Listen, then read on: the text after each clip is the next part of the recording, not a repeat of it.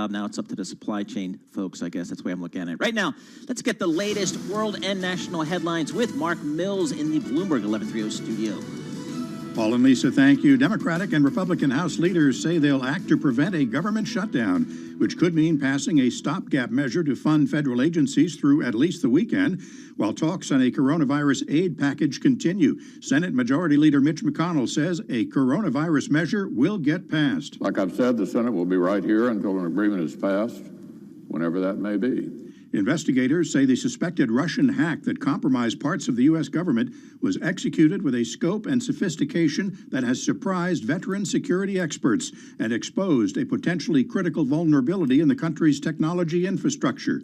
Massachusetts Democratic Congressman Stephen Lynch. This is very, very serious, obviously, and I don't think we have our arms around this yet in terms of the potential impact. Health and Human Services Secretary Alex Azar says shipments of Moderna's coronavirus vaccine will begin this weekend if the FDA grants emergency use authorization as expected on Friday. Trucks will roll, planes will fly this weekend. 5.9 million doses of Moderna vaccine allocated for next week. Azar, who appeared on ABC's Good Morning America, says the Moderna vaccine is shockingly effective. The Supreme Court has dismissed as premature a challenge to President Trump's plan to exclude people living in the country illegally from the population count used to allot state seats in the House of Representatives. But the justices say they may take up the matter later. Global news 24 hours a day, on air and on Quick Take by Bloomberg, powered by more than 2,700 journalists and analysts in more than 120 countries. I'm Mark Mills. This is Bloomberg. All right, Lisa, we were talking about getting on a plane and going somewhere maybe with palm trees. Well, there's an interesting story on the Bloomberg here. The FAA has fined 2 passengers who balked at wearing masks on flights over the summer. One fine was for $15,000.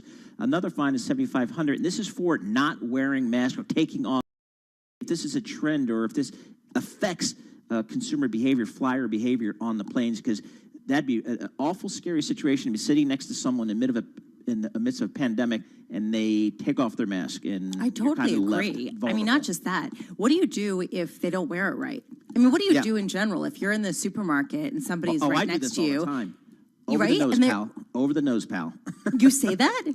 Every time. Okay, so there's like this social pressure where you don't want to be too aggressive, and yet you kind of want to inch away from them, especially if they're getting a little too close to your space. And then if they don't have it over their nose, that's the coup de grace. That's, absolute disrespect. And you start to worry about your immune system and get a little verklempt. I actually, this is something I think about all the time. I do wonder with airplanes whether you're going to end up having to prove that you've been vaccinated to fly. Yes, and whether that will essentially be the mechanism to make sure people get vaccinated. Yeah, I fully expect there to be some type of mechanism, and I read a story recently about international travel where you will get a vaccine visa, effectively. It'll be an app that, just like you have to show a visa to get into certain countries or a passport to get into certain countries, you will have to show certification that A, you've received the vaccine, and that B, you've tested negative in order to get on an international flight. And that's what the airlines are pushing for, because the airlines want to make the consumers comfortable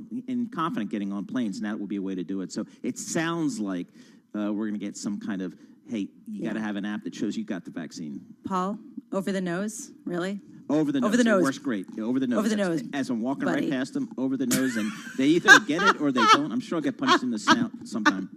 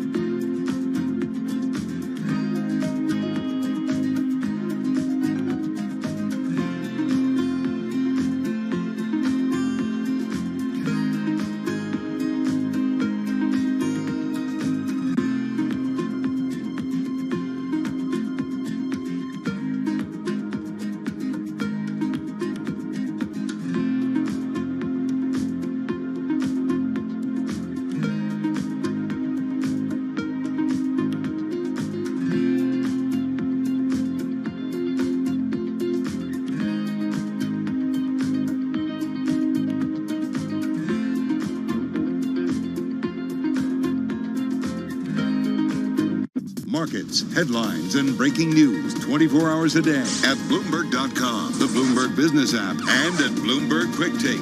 This is a Bloomberg Business Flash. Bloomberg World Headquarters, I'm Charlie Pellet. Stocks are bouncing along the bottom on this Friday, on track for an up week, but stocks are falling from records as lawmakers continue to haggle over the terms of a federal spending bill.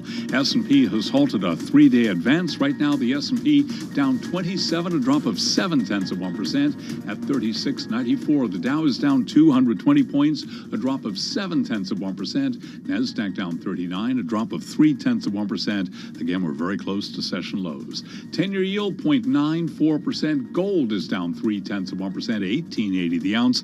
And West Texas Intermediate crude up 1.4%, 49.02 a barrel. Tesla shares jumping to a record with the S&P 500 entry fast approaching. Tesla up now by 2.7%. Recapping stocks retreat, S&P down 27, a drop of 0.7%. I'm Charlie Pellet. That is a Bloomberg Business Flash. Charlie Pellet, thank you so much. We appreciate that. Well, one of the clear signs of the economic harm being done to America in general, but certainly in the greater New York area, is the empty storefront. And that is obviously reflective of businesses that have gone out of business. And that's obviously challenging for those businesses and challenging for the landlords for those buildings in which those businesses reside. And Bloomberg Business Week has a great article on that. Joel Weber, editor for Bloomberg Business Week, joins us here from remote access from Brooklyn. Devin Leonard, projects and investigations reporter for Bloomberg Business Week, also joins us on the phone from New York City. And Joel, this is a big story. The retail story and the landlord and the real estate story all rolled into one in New York. Yeah, it really focuses on Midtown Manhattan, and that also represents, Midtown districts throughout the country, if not world. And Devin's story really centers on a fascinating character, A.B. Rosen, who in the commercial real estate world is actually a really big name. The reason that he's especially relevant to New York right now is that he's actually in the process of doing a really extensive renovation of the Chrysler building. And of all the things that you could be doing in the middle of a pandemic, doing a, gigantic renovation of an iconic building that commercial tenants are probably looking at, but maybe not biting on right now is probably not one of them. And that was why we wanted to talk to him, because this has serious implications for the economy as well as cities, right? Like New York is really in the jaws of something right now, and somebody like A.B. can kind of illuminate, what it's like to be a developer in all of this. Wow. So Devin, what did you learn from talking with him? Oh, well, all kinds of things, but I think the biggest thing was just, getting him to take me up into the Chrysler building, because it was fascinating to see what he's going to do. His $200 million plan to renovate this sort of historic building, but there was nobody there. The lobby was empty. His publicist was commenting that he couldn't believe it was like a Sunday morning, and meanwhile it's like a Wednesday afternoon at about wow. 5 o'clock, and we ran into one tenant, and he was leaving, and it was kind of an amazing thing. I was just there on my tape recorder on, but I was just like, boy, this is it. This is the opening of the story, because I don't know any other way to describe what's going on right now. So. Devin, I was struck by this sort of trying to seem optimistic on the front and then underneath having true anxiety. And when we were first talking about this idea that AB would have a really good view on this, well, he wants to also portray things in a certain way. And one of the best parts of the story was him haggling with this guy and saying, hey, if you leave, trust me, the line to take this space will be pretty long. And then the guy says, I hope so. And then AB says, don't leave. Pay the high rent. Come on. How much fear is there, Devin? Well, I think it depends who you are. I think that there's a certain amount of degree of fear for all these guys. I mean, even they're really big names, and that's why you saw a lot of them calling tenants, in the fall and saying, hey, you got to bring your people back, because they're worried that the longer people stay out, the more people are going to get used to working at home. The less demand there's going to be for their space and things like that. So So the longer this goes on, it just sort of potentially devalues their buildings. On the other hand, people like S.L. Green, who have One Vanderbilt, the newest skyscraper in Midtown, people like A.B. Rosen, they're in a much better position than people with Class B buildings and tenants that are going out of business. But even so, imagine if you just built a new skyscraper and you're trying to market it in the middle of this. I mean, you'd be anxious too. Actually, Devin, one of the things, let's just stay on the Chrysler building here for a second, because one of the most interesting things I learned about the Chrysler building is that while he owns the building, he doesn't actually own the land the building is built on. And those payments are actually only going to go up. Talk to us about that dynamic, because also who he has to pay is an interesting side story too. Yeah, I mean, it's not a totally uncommon thing in New York real estate for, I guess, you buy, in effect, a building, or basically you buy a leasehold or a long-term leasehold in the building, but then you have to pay you the quote-unquote building owner, you have to pay rent to somebody who owns the ground underneath. And in this case, Rosen and his partner, Signa Group from Austria, they have to pay $32 million a year to Cooper Union, a college that's basically, they got into financial trouble a couple of years ago. They started charging tuition. They'd been founded in the 19th century, to offer free education to working class kids. Well, they're trying to get back to not charging tuition. They're counting on that money. They're counting that $32 million a year for the Chrysler building, and it goes up to 41 in a couple of years. So that's a big nut to cover every year, and that's sort of a big challenge for AB. Devin, can we also just talk about some of the zingers in the story, because he had some stuff to say. Let's start with de Blasio. Yeah, well, that's why he's so great, or such a great lens to look at this all through.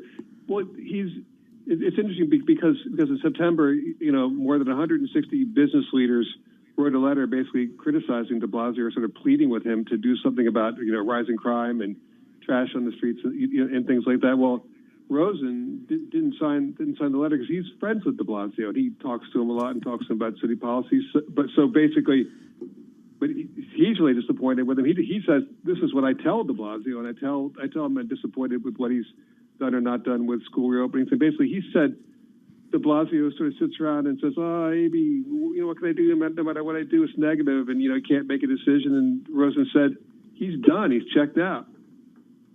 Wow. So, I mean, is the expectation, real quickly, do you think that AB thinks things are going to get better, come back to normal? Will New York come back?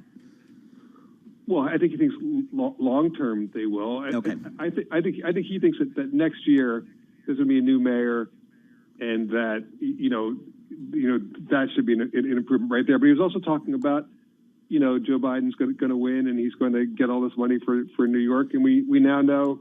Well, if the Senate stays in Republican hands, that may not happen. So you have that. There's the uncertainty about who the next mayor is, and then you have the budget deficits and things like that. So this. I think everybody thinks New York will come back. The question is when. When, exactly right. Joel Weber, thank you so much for joining us and bringing us this story. Editor for Bloomberg Business Week on the remote from Brooklyn. And Devin, fantastic reporting on this story. We really appreciate it. Really rich story. Projects, and investigations reporter for Bloomberg Business Week on the phone from New York City. Devin's story is featured in the new issue of Business Week magazine, available on all newsstands and at Bloomberg.com. And for those of you listening in New York, D.C., and San Francisco, and watching on YouTube, Bloomberg Business Week continues. If you're listening on Bloomberg 106.1 in Boston, Bay State Business is next. And Lisa, this is that New York real estate issue. Boy, you think about all that new construction that was gone up over the last 4, 5, 6 years. You got to wonder how that's going to play out going forward. We'll have more coming up. This is Bloomberg.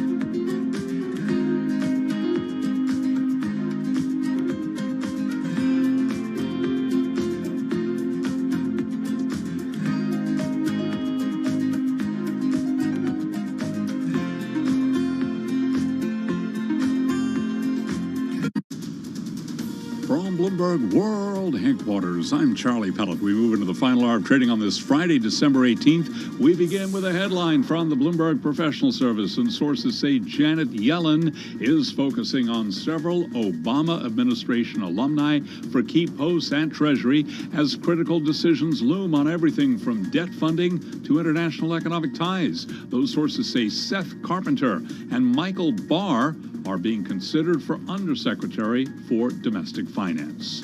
It is a down day on Wall Street as we move into the final hour of trading. We have got stocks at session lows. The S&P halting a three-day advance in trading. Stocks falling from records as lawmakers continue to haggle over the terms of a federal spending bill. Mohammed Al-Arian is chief economic advisor at Allianz, the parent company of PIMCO. He's also a Bloomberg opinion columnist. Where you want policy, you're not getting enough. And where you don't need policy, you're getting too much. That's a fundamental imbalance in the policy mix. And we will get some more fiscal policy, but let's be clear. It will be limited, it will be narrow, and it will not be sufficient. The 10-year down 4/32, 10-year yield on this Friday now 0.94%. The S&P down 29, a drop there of 0.8%. The Dow is down 215, a drop of 0.7%. Nasdaq down 54, a drop of 0.4%. Gold down 0.3%, 18.79. The ounce. Sam West Texas Intermediate crude was trading above $49 a barrel, 48.97, down 1.3%. Two passengers flying on separate airlines hit with proposed fines today following incidents in which they refused to wear masks and allegedly assaulted flight attendants. The FAA said to be seeking penalties of $15,000 and $7,500 in the cases which occurred back in August. The FAA's action is the strongest yet by the government to affirm airline policies regarding masks. Among some of the airline names, UAL down 2%, American down 2.4%, Delta is down 1%, Southwest also trading lower. And that's a Bloomberg Business Flash. You're listening to Bloomberg Business Week with Carol Masser on Bloomberg Radio. This is Bloomberg Business Week with Paul Sweeney alongside Lisa Bromitz. We are sitting in for Carol Masser today. And the news of the day, as it has been for the last several weeks, is what's going on in Washington in terms of fiscal stimulus. It doesn't look right now that the congressmen are working well with each other in their sandbox. Let's get the latest. We do that with Laura Litvin, congressional reporter for Bloomberg News. She joins us on the phone from Washington, D.C. Laura, there seems to be a snag every other day. Just when you think some momentum might be building for some type of even limited stimulus, politics seems to get in the way. What's the latest? Well, I do think there ultimately will be a deal, but John Thune, who is the number 2 Republican leader, just told reporters that this could stretch into Monday before maybe something comes together and can get a vote in the Senate. They are wrestling over a number of issues, but a leading issue, probably the number one issue holding up the talks right now, is how to handle the Federal Reserve's emergency loan programs that were set up in the CARES Act, the Pandemic Relief Act that passed in March. Republicans like Pat Toomey and Mike Crapo want to ensure that those programs can't be revived. You know, they say those were supposed to be temporary in nature. Democrats are balking, and the Biden transition team has weighed in. Democrats are saying that it hurts the Fed's ability to respond to future crises. Republicans are concerned that a lot of these monies could be used for state and local aid, which they have been bristling at. And they're trying to work that out. You know, Thune just expressed some confidence that something can be worked out. But things could drag into the weekend, and we have a potential government shutdown occurring if they can't just agree on a stopgap measure to buy them a little more time tonight. Laura, why are we talking about this now at the 11th hour? The Fed? Well, that's kind of how these things often work out. They do come down to the wire, but there have been some very strong feelings on both sides on some of these issues and a lot of the details. You know, the state and local aid and the size of the package has been something that Republicans have pushed back against for months. But, you know, these are really, they often do take these things right down to the wire. And then, you know, there's a lot of confidence being expressed by leaders in both parties that a deal will come together. They're not going to leave town until they get one. And we actually do know the broad outlines of this deal. It's going to be around $900 billion. It's expected to have $300 a week in enhanced unemployment benefits. around $300 billion for the Paycheck Protection Program, which helps small businesses, direct payments of around $600 billion for individuals, and some funding for transportation, including airlines, for vaccine distribution, and for reopening schools. And really what they need to do is just agree on a few final things and get the language drafted and everyone agreeing to it and try to move that through in a few days. Boy, being a congressional reporter, Laura, that's a tough beat to cover these folks all day, every day. I don't know how you do it. So, it seems like the fiscal stimulus talks are kind of bearing the lead a little bit here because we need to fund this government going forward. Give us just the metrics of what happens tonight, the weekend. Are we going to get a stopgap for a week or a day? What's on that side of the equation?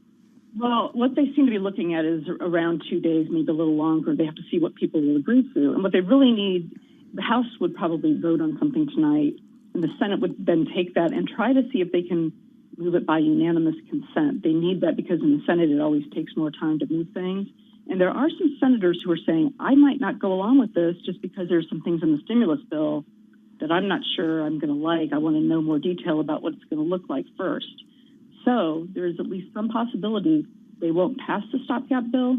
But if they don't, there's some ability by the administration, if it's clear that something is coming soon behind it that will fix the problem, that they can delay any furloughs for a few days if the funding is seen as likely to pass in the near future.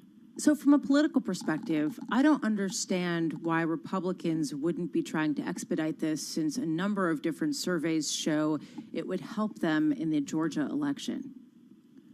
Well, the leaders at this point are trying to do that. And Mitch McConnell, in a call with other Republican senators this week, actually brought in the Georgia races and said that moving this along would be helpful. But what's happened is there are some lawmakers in both parties, in particular, we are seeing in the Republican side right now who are saying they could hold up that stopgap bill over these provisions that they want to see changed on the lending facilities. And another issue is this is bipartisan.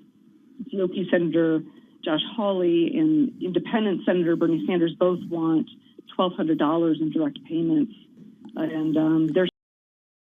I'm going to place an order to sell short euro. The price I'm looking to sell for 122.385. Let's place the order. Order already placed. I just will show you the screen. Okay, this is the price I'm looking to sell for. Belief that Trump would sign it, but I think we all know that there can always be surprises with President Trump at the last minute. He does want direct payments. That's a big issue for him. They brought that in late into the talks. But Mnuchin and the leaders are looking at the $600 checks, and we haven't heard that Trump is objecting to that. And one thing I will tell you is that Hawley himself spoke directly with Trump within the last 24 hours. He told us about this. And he said the president did not bring it up, saying that he was objecting to what's going forward. Laura Litvin, thank you so much for being with us, a Bloomberg News congressional reporter. And it just is amazing how it always does come down to the wire. But we've been to other wires, Paul. That's the thing. This isn't the first wire. We've had other wires, just that this wire is actually going to trip something major, which is a government shutdown. So it seems a little bit more realistic. But still, this has been dragging out. It has been. And then I like your question about the Fed. What I guess surprised me is I hadn't heard this about the Fed until today, I think. Maybe I wasn't paying attention, but it's kind of my job to pay attention to this stuff. But it just seems like a fundamental issue to come out. It's not like we've been debating this for weeks. It just seemed like another way to trip up the talks here for whatever political gain may or be. That's why it's tough down there in Washington. And, folks like Laura Litvin have been covering Congress for a long time. They're so valuable to us because they kind of know how things work down there. So, But it was just curious to me because the main issues were state and local funding and liability with respect to COVID. Right. And now we're talking about the powers of the Federal Reserve. You just wonder what other aspects are going to come out of the woodwork as we head toward the last minute here. Yeah, looks like we're going to get possibly something over the weekend, so we'll have to wait and see. Right now, let's get a check on on the latest world and national news. We can do that with Mark Mills in the Bloomberg 1130 newsroom. Mark. Paul, the FDA is evaluating a coronavirus shot developed by Moderna and the National Institutes of Health. A decision could clear the way for its use as early as Monday. Extra doses from a second vaccine are urgently needed as U.S. deaths hit all-time highs and some hospitals are running out of beds. Health and Human Services Secretary Alex Azar. The FDA has communicated to Moderna that we expect to grant their emergency use authorization. That could come as soon as today. Azar appeared on ABC's Good Morning America. Vice President Mike Pence received the coronavirus vaccine in a televised event at the White House, and top lawmakers, including Senator Mitch McConnell, began getting their shots as well as millions of doses were shipped across the country this week. President-elect Joe Biden and his wife Jill will get their first dose of vaccine on Monday. Dr. Anthony Fauci, the head of the National Institute of Allergy and Infectious Diseases, is encouraged by the vaccine, but says the pandemic won't end quickly. We still are in the middle of a very difficult situation with record numbers of cases, hospitalizations, and deaths. But the sweetness is the light at the end of the tunnel. The Russian-linked hacked and snared more victims. The Nuclear Weapons Agency joined other U.S. government systems and states on the list of those exposed when attackers gained access to networks through a backdoor installed in SolarWinds. Democratic Representative Jamie Raskin of Maryland says President Trump has failed to respond to the attack. His complete passivity and disregard for the national security here are astounding. Even on Trumpian standards. Global news 24 hours a day on air and on Quick Take by Bloomberg. I'm Mark Mills. This is Bloomberg. So, Lisa, you remember a couple of weeks back, Goldman Sachs went to claw back some bonuses from some of their senior executives, including Lloyd Blankfein and Gary Cohn and others, over the 1MDB corruption scandal. And most, if not all, of the executives said, okay, we'll abide by the clawback. But one, Gary Cohn, said no. He put up some pretty significant roadblocks. Well, it appears that he's ended the stalemate on his own terms by pledging to give his share to charity. And I will note, I'm guessing, to get the tax break as well. Yeah, what's interesting to me, sure, there is that. I also think that what's interesting is what is the recourse of the bank in this kind of situation? How much do they fight when $10 million, which is the amount that he was going to pay them, that was clawed back? That's not a significant amount for the bank, for the bottom line, and it could be potentially a wash if you look at legal fees, and certainly from a PR perspective, it's not great. So what are the teeth here for these kinds of clawbacks? Do you do it anyway to send a message to staff? It kind of raises some issues about this provision and the ability to actually make good on it, Paul. Yeah, it does. And I think what we learned here and what I learned from some insiders, that if you are an existing employee of a firm like Goldman Sachs in this case, you have a different set of incentives. If you're outside of the firm like Gary Cohn, you're in a different position in terms of what will the firm do in terms of clawing back. But I think this story was interesting in two ways. One is that a big firm would actually go after high-profile executives that are household names in the financial community, number one. And number two, that one of those household names would say, no, I'm not going to pay. Yeah, and not just any household name, someone who actually had been in public service. Exactly. Which is really interesting, right? You would think that he would have an incentive to pay to try to look like, a good person or doing his fiduciary obligation. But really interesting that he just came out and said no. And then he donated it to charity. The bank seems okay with that right now, Paul. Yeah, I think that maybe saved face for both sides there, hopefully. So we'll see. But that was just an interesting story. Clawbacks post-pandemic.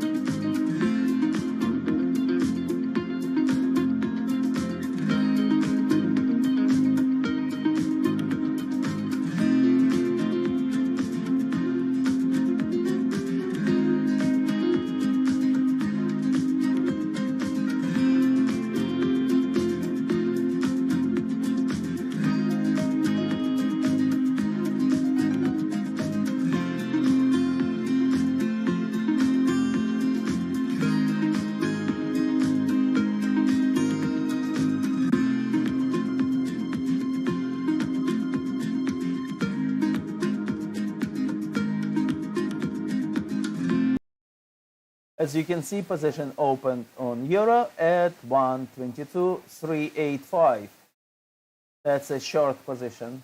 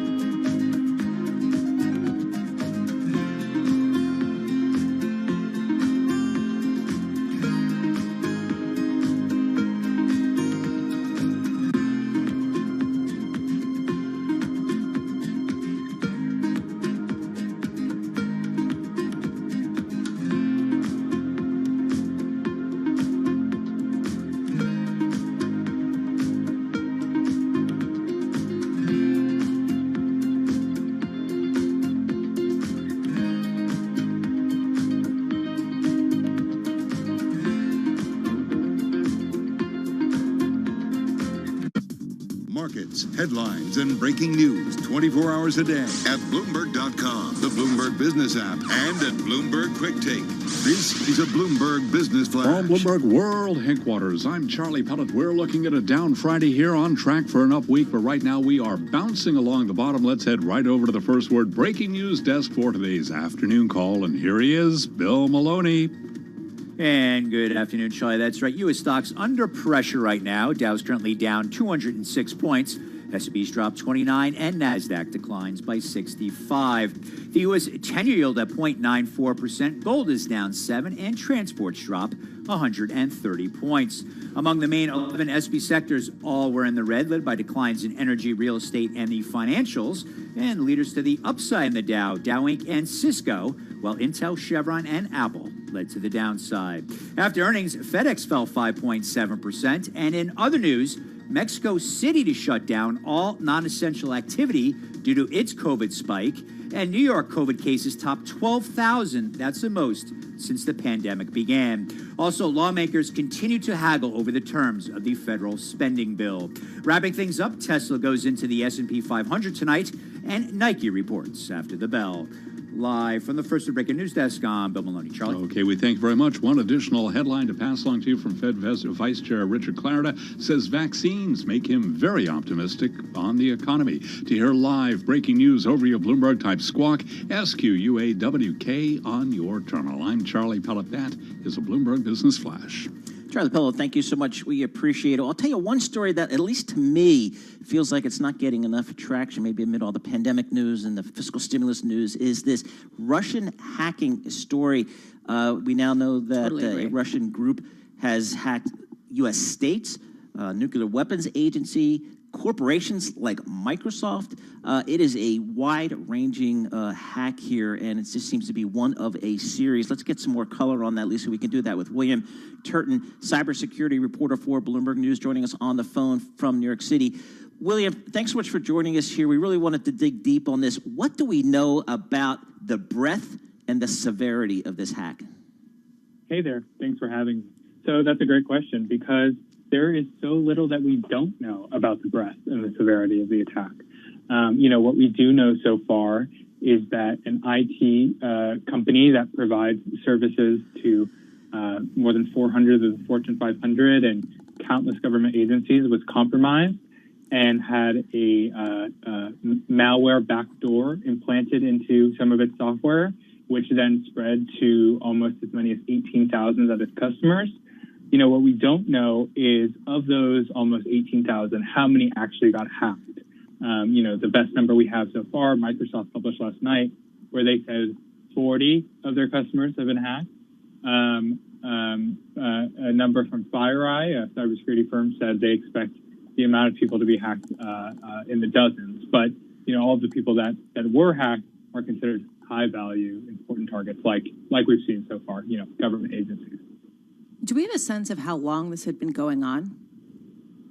So the best indication we have for how long this is going on is that SolarWinds, the company again that was breached and had the malicious backdoor, says that they think this has been going on since March.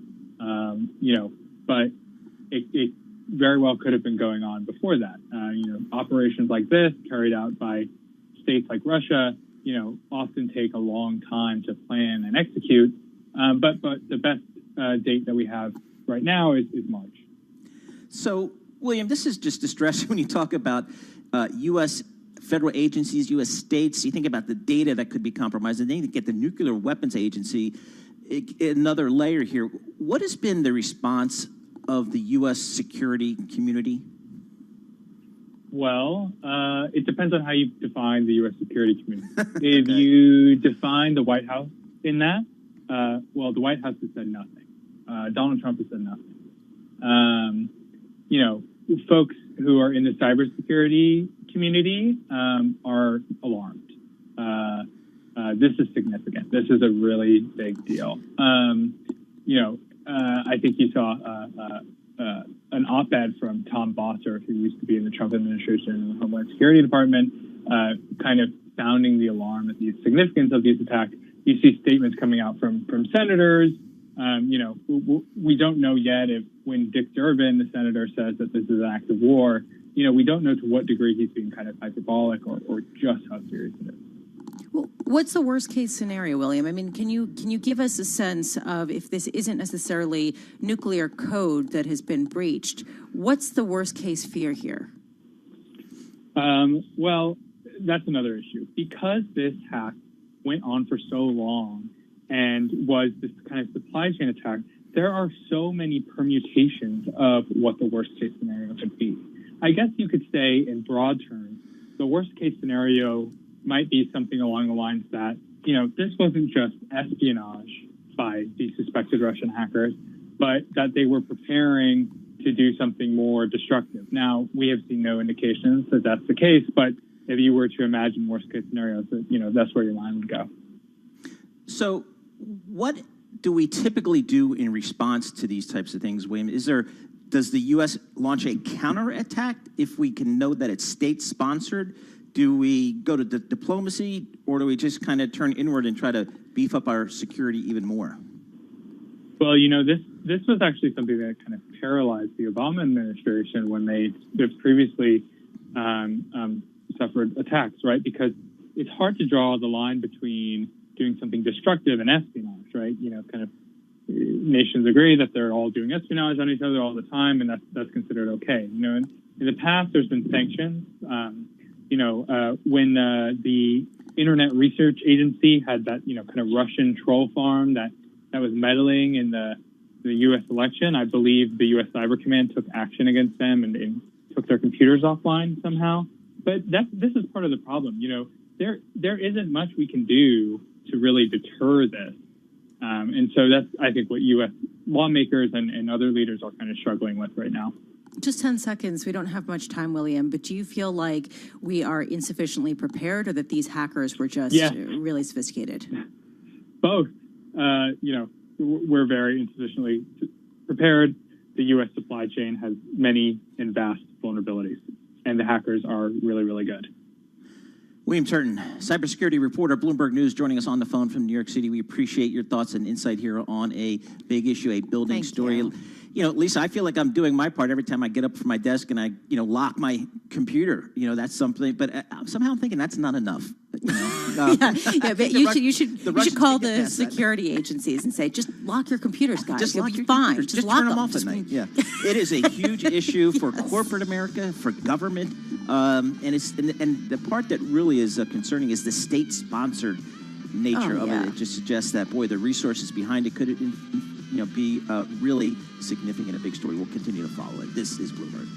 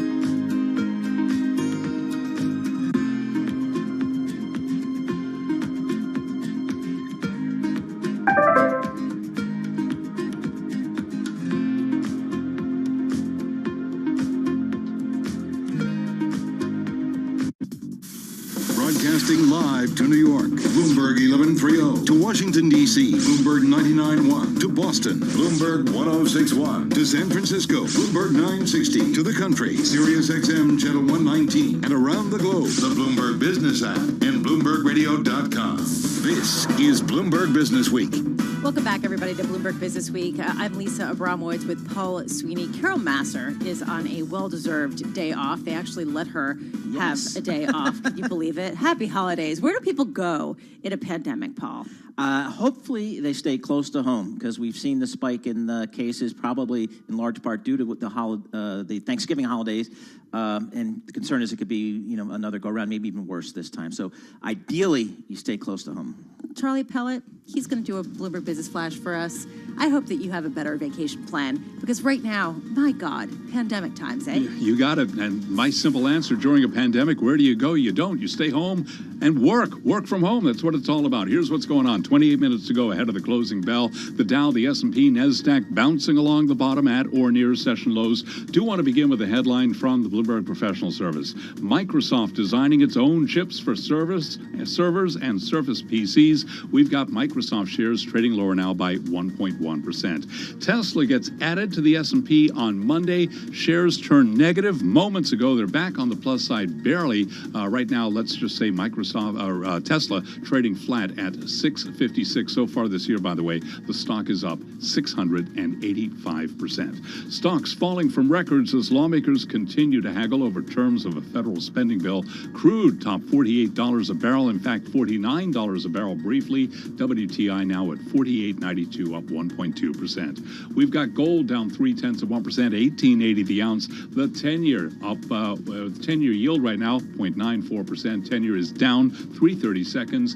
S&P tumbling 32, down 0.9%. The Dow is down 246, down 0.8, and NASDAQ down 77, a drop there of 0.6%. Keeping an eye on Moderna shares, they're down 1.1%. Moderna's COVID-19 vaccine is expected to gain clearance from the FDA perhaps as soon as today, as the regulator indicates it is working to make the shot available as soon as possible. Dr. Andrew Pekosh is a professor of molecular microbiology and immunology at the Johns Hopkins Bloomberg School of Public Health. He told us this morning on Bloomberg TV and radio he's concerned about Christmas gatherings and a potential spike in cases, just like we saw after Thanksgiving. Also, just a reminder that the Johns Hopkins Bloomberg School of Public Health is supported by Michael R. Bloomberg, founder of Bloomberg LP and Bloomberg Philanthropies. Again, recapping stocks trading lower now with the S&P down 31, a drop there of 0.8%. I'm Charlie Pellet. That is a Bloomberg Business Flash. Charlie Pellet, thank you so much. We appreciate that. This is Bloomberg. Again and again, I'm on the outside looking out. Wow. I don't Close know to what my song heart, that Dave. is. What's Do that, you know Lisa? it? I don't know that What? song. Do you know that song? I do. All right, what is it? Bruce Springsteen. Okay, that's the artist. Yes. It's a new album, Outside Looking In or something like that. Well, that's the song, and it's not so new. It actually dates back to the 70s. Originally Yeah, new recorded, enough.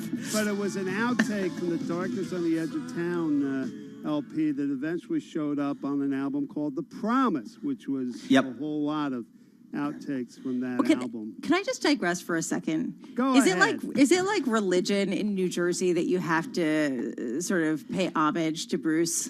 Is this basically?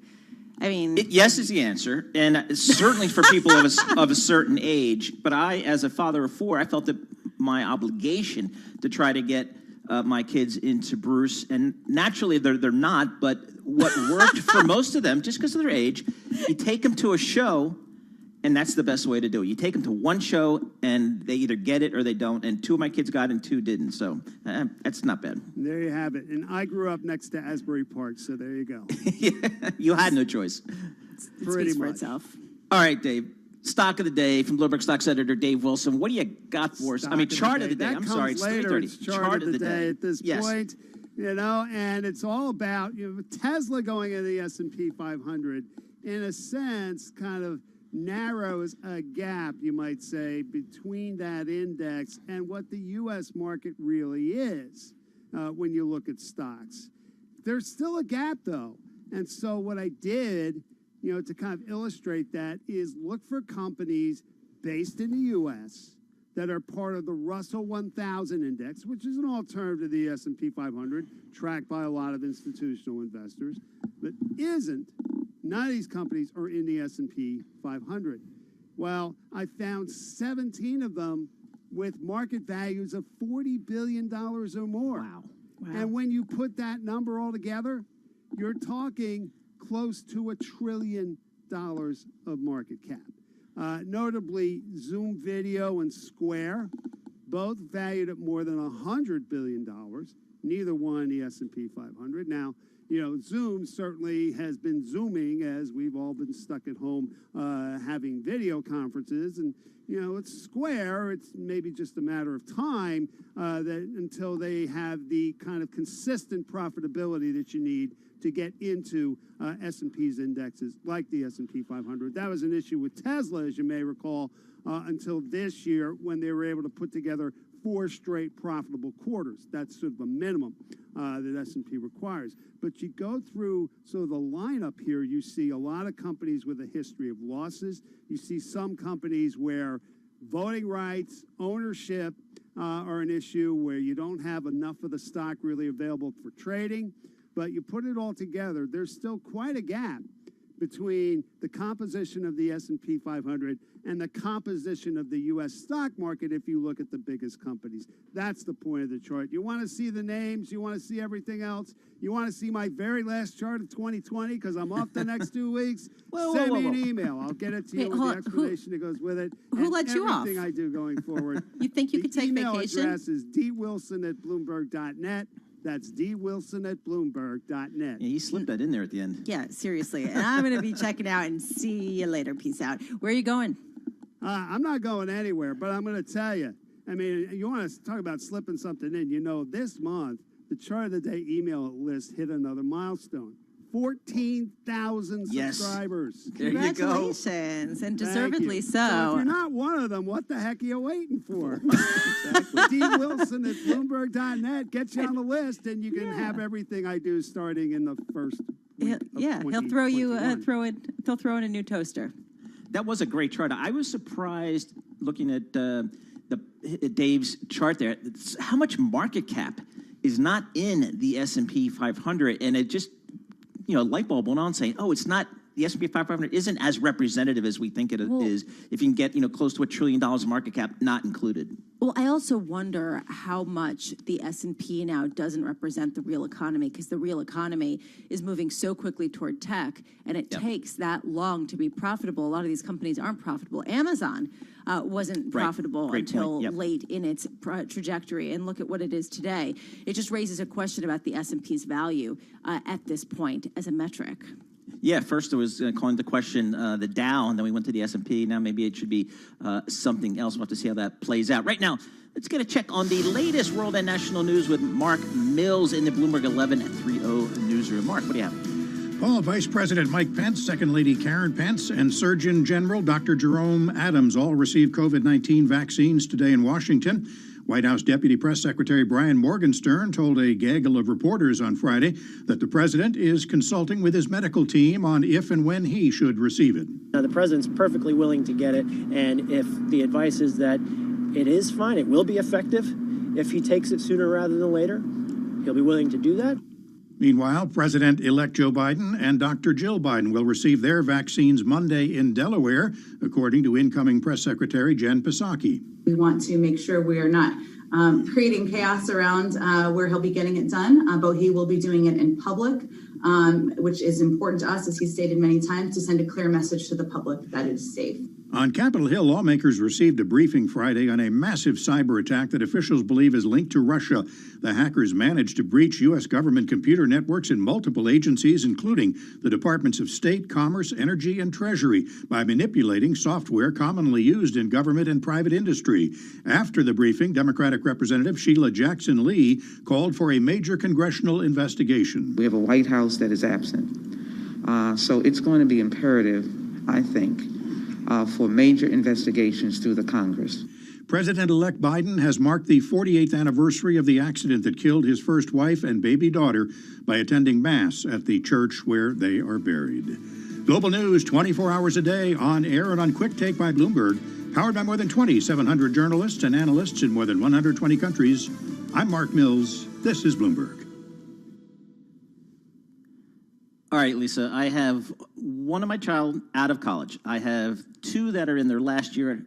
I only have two more college tuition checks for those two knuckleheads, and then I've got one more to go through 4 years. So I'm kind of seeing light at the end of the tunnel. So I'm really sensitive when we get some interesting stories about higher education and how it's been upended or disrupted in this pandemic. And Janet Lauren, Bloomberg News, has got a good story about some colleges are actually cutting tuition.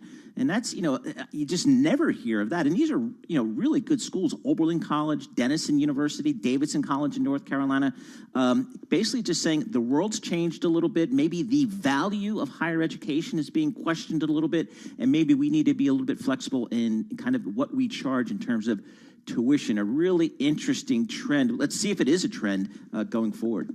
I hope it is. I've got a 9-year-old and an 11-year-old, so they can keep lowering it until they get to that age. I will say, it does raise a question: have we hit the limit with respect to price increases in tuition? If you take a look at inflation charts, the rate of inflation for higher education has just been astronomical, and now people are loading with debt, and you really don't see the proposition payout as much as you would like. I do wonder, though, about the Ivy Leagues.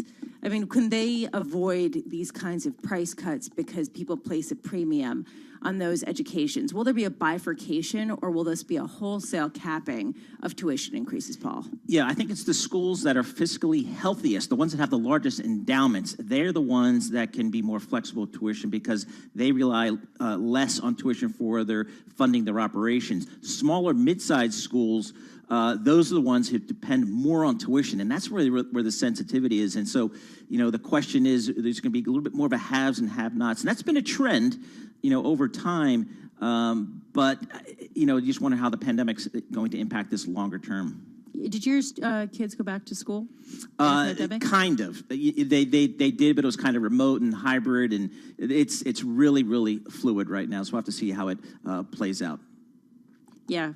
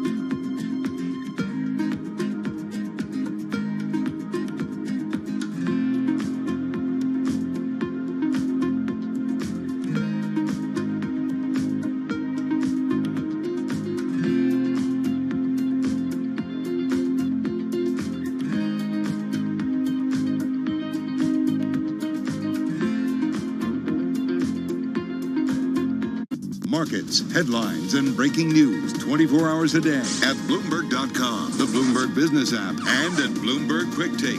This is a Bloomberg Business Flash. From Bloomberg World Headquarters, I'm Charlie Pellet. Microsoft is working on in-house processor designs for use in server computers that run the company's cloud services, adding to an industry-wide effort to reduce reliance on Intel's chip technology. Right now, Intel shares, they are slumping by 6%. Microsoft on a down day for the rest of the market, lower by 0.8%. Stocks close to session lows. We've got the S&P down now by 25 points, lower by 0.7%. The Dow off of its low of the day, down 166 now, a drop of 0.6%. NASDAQ is down 85, a drop of 0.7%. Stocks are extending losses in the final hour of heavy trading after Republican demands threaten to upend congressional talks over a federal spending bill. 10-year yield 0.94%. Gold down $5.93 the ounce, down 0.3% at $18.79. And West Texas Intermediate crude up 1.1%, $48.88 a barrel. I'm Charlie Pellet. That's a Bloomberg Business Flash. I'm driving in my car. I turn on the radio. How about you let me drive? Oh, no. Who's gonna drive you home? Honey, please, I'll do the driving. Drive on. Excuse me, I want to drive. Just drive, baby. It's the question that drives us.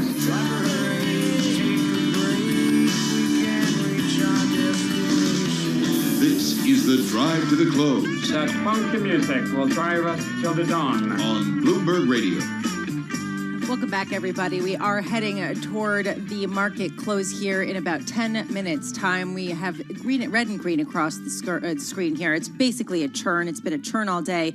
NASDAQ eking out about 0.5% of gains. The S&P down just about 0.2%. The question is, how much are people reassessing the momentum bets? How much are people reassessing the incredible gains that we've seen so far this month and this week, and just basically not doing much with that? Joining it right now is Tony Roth, Chief Investment Officer at Wilmington Trust. And Tony, I'd love your sense. Do you think that momentum has gotten over its skis at this point?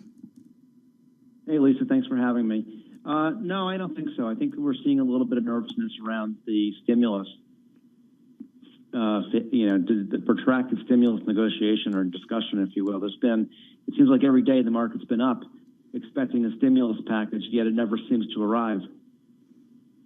Right. So everyone's waiting for the stimulus package. And right now we're dealing with a situation where they're yet again a hamstrung there.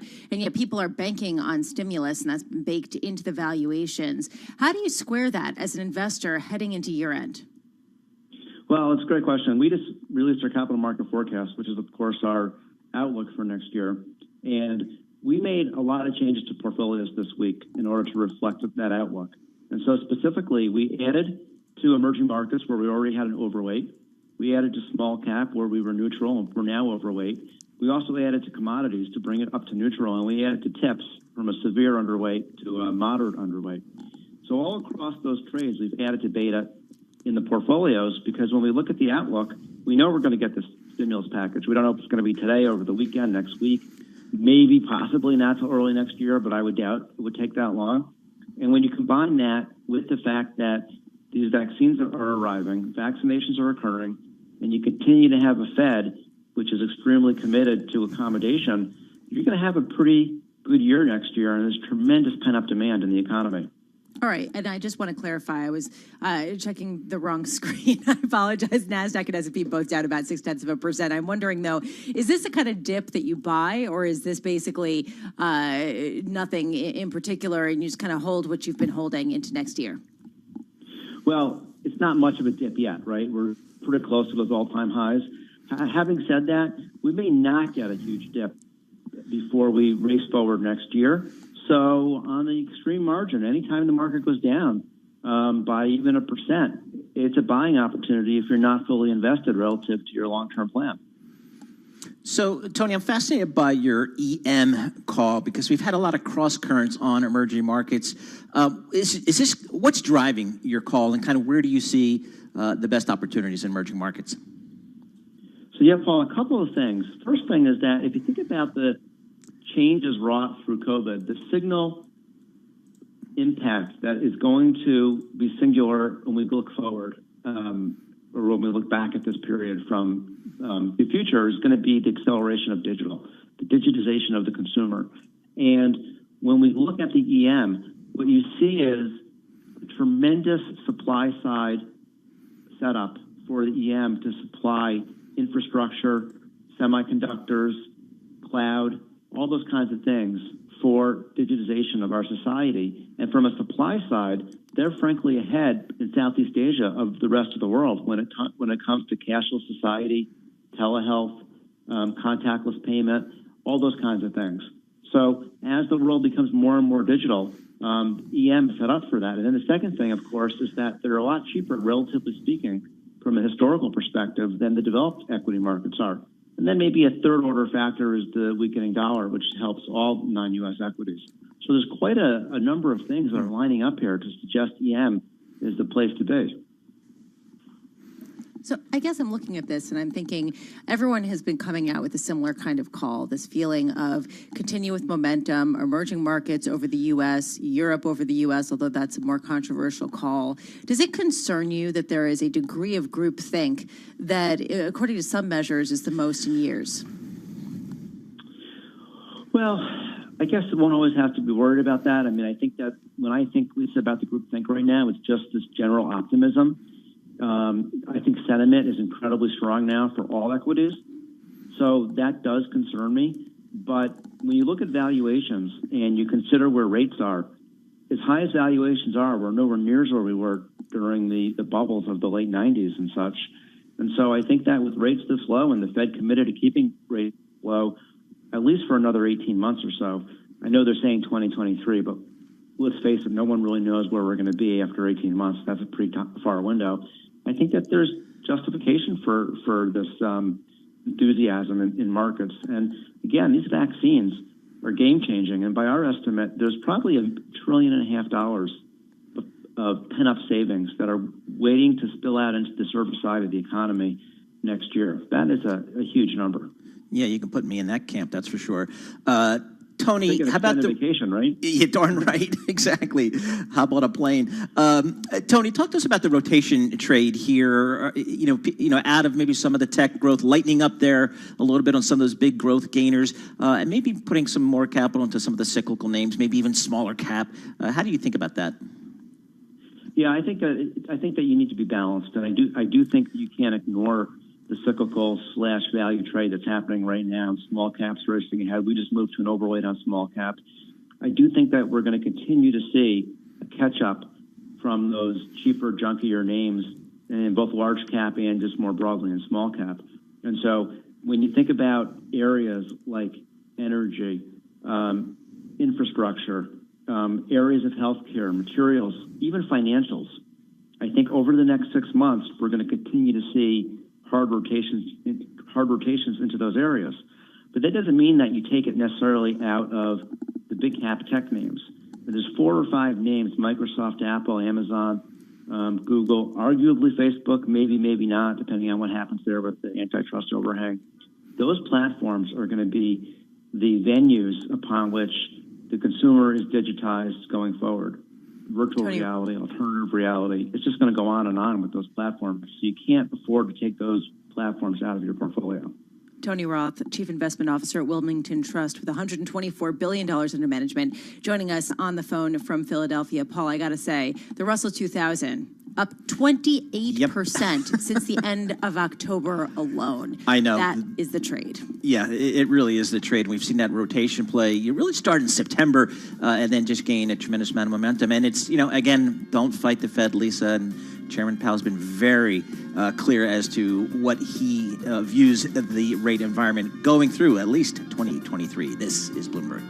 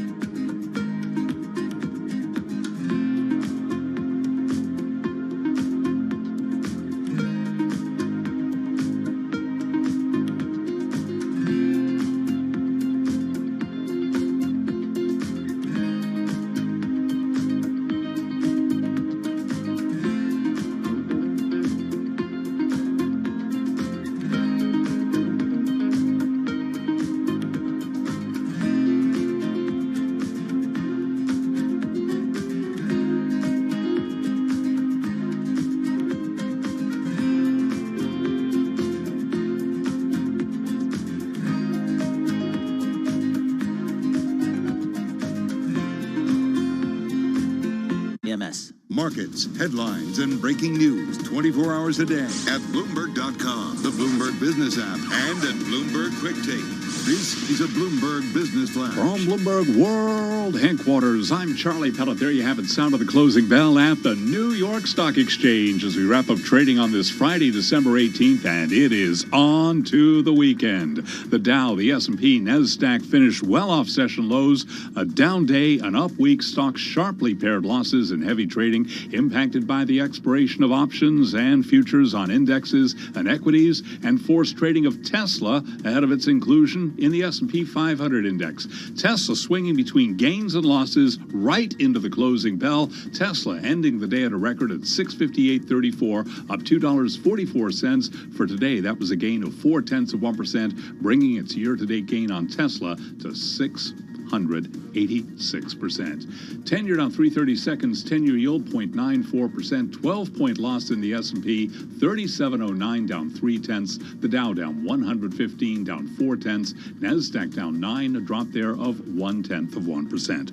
Well, as for the market backdrop, Tony Roth is Chief Investment Officer at Wilmington Trust. He was our guest moments ago right here on Bloomberg Business Week. When we look at the outlook, we know we're going to get this stimulus package. We don't know if it's going to be today, over the weekend, next week, maybe possibly not till early next year, but I would doubt it would take that long. And when you combine that with the fact that these vaccines are arriving, vaccinations are occurring, and you continue to have a Fed which is extremely committed to accommodation, you're going to have a pretty good year next year, and there's tremendous pent-up demand in the economy. And for the week, the S&P 500 index did advance 1.3%, but again, to underscore, it was a down Friday here with the S&P dropping by 0.3%. Microsoft working on in-house processor designs for use in server computers that run the company's cloud services, adding to an industry-wide effort to reduce reliance on Intel's chip technology. Intel shares declined today. Microsoft shares down by 0.4%. I'm Charlie Pellet, and that is a Bloomberg Business Flash. Whoa, yeah, what I say. Nobody move a muscle. Bloomberg Business Week. Movers and shakers. Damn, Stiffy, you got some moves. On Bloomberg Radio. Movers and shakers, as we close out another week here, let's get a sense of kind of where some of the action was. I want to learn what a rebalance trade is, and when I want to do that, I go to Sarah Ponsek, cross-asset reporter for Bloomberg News. Sarah, thanks so much for joining us here. Talk to us about this whole rebalance trade thing happening at the close here and before the open Monday. Right. So what's different today is that we have the addition of Tesla, of course, to the S&P 500. So there was this theory by traders, by investors, that what you would see here would be Tesla rising, as you saw many index funds forced to buy Tesla. At the same time, though, because Tesla is such a large company, there is no single company that can leave the S&P 500, especially in the form of apartment investment, which was the announced company that Tesla was going to take its place. There is a wild market cap mismatch. So the idea is that you have to see plenty of other shares trimmed as well to make room for the company. Well, the expectation was we would see Tesla rise and we would see the rest of the market fall. That's not really what happened heading into the close in particular. A very volatile day for Tesla shares, I should say, higher. Then we saw Tesla shares trade down as low as $630 a share. Then we saw them spike back up, and we still see some rejiggering going on today. But we saw the rest of the S&P 500, the rest of markets rise right in tandem with Tesla as well heading into the close. And I will say that as we saw Tesla trading volume jump from 100 million shares to now 177 million shares in a matter of minutes. Wow. Here's the question that I have. Why would anyone wait to the last day to trade this, given that this has been telegraphed for weeks? Right. Well, it's a great question. And the reality is that it's very likely that index funds who track the S&P 500 have been preparing this for a while now. It's also very fair to say that the run-up that we have seen in Tesla ever since the announcement of it to the S&P 500 has been really with expectation of this day, leading up to this day. So there are some that did say and did believe that we might see some sell the addition to the S&P 500, that we could see Tesla start to trade lower as soon as next week. But there's still plenty of rejiggering here that has to go on for index funds just to make this all work. some window dressing as well. And at the same time, it's just a lot of money moving around. And you also have quadruple witching. So you also have going on right now the expiration of options and equities. So there's just a lot going on this Friday, especially ahead of 2 holiday weeks. So, Sarah, I've seen some research that from a technical perspective, given how big Tesla is in terms of market cap, that index traders may be forced to maybe sell a sizable amount of some other names to kind of keep the balance there, and that could put some pressure on the S&P, maybe even just in the near term here? Right, that's exactly the point. So Tesla entering the S&P 500 with its market cap is going to be a top 10 stock. So you are going to have a very heavy weighting. So what that means is you're going to have to trim weightings of other stocks to make room for Tesla. However, there is a bit of a misunderstanding about when this is all occurring. Obviously, it's being added to the S&P 500. It will be added as of Monday when cash trading begins. But there is some disagreement over whether or not, as Lisa raised, it's completely already priced in and that's going to change come Monday, or if you're still going to see some of the lingering effects over the next couple of weeks, especially in light volume during the holiday weeks, especially compared to what we just saw today. I'm looking at trading volume right now for the S&P 500.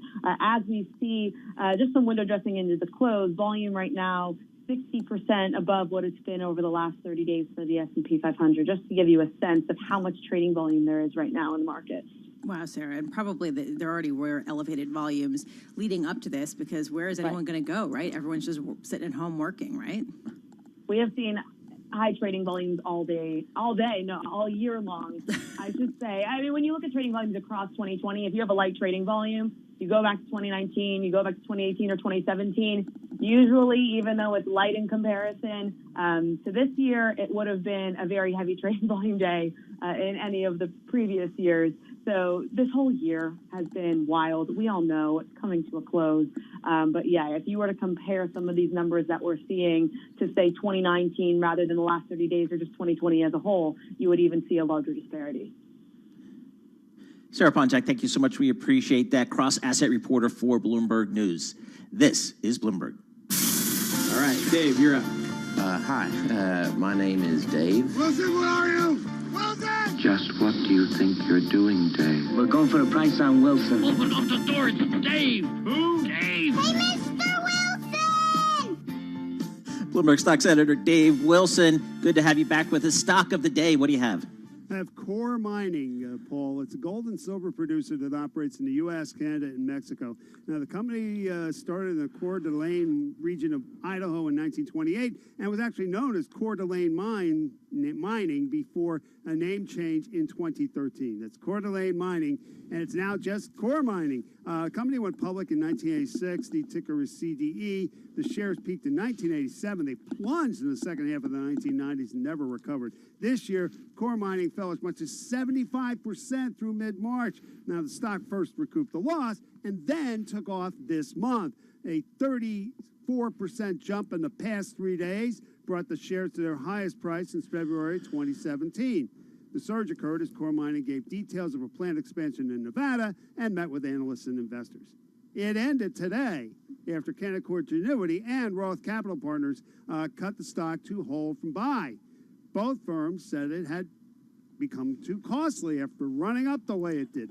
The calls sent Core Mining to its biggest loss in about 6 weeks. The shares fell more than 12%. Dave Wilson, thank you so much. That's so interesting. The mining sector has been fascinating to me, Paul, because on one hand, you've got coal that's been having a tough time of it, and then you have gold and you have copper, which have been on fire as people try to anticipate the recovery. And you do wonder at what point that's been fully baked in. Yeah, exactly right. And it's, when you think about these commodities, Lisa, it's supply and demand. I've learned that from Mike McGlone from Bloomberg Intelligence, but it just feels like the demand story is the one that's really driving the market here. People trying to gauge when the global economy can open up once again, and that's kind of the big driver.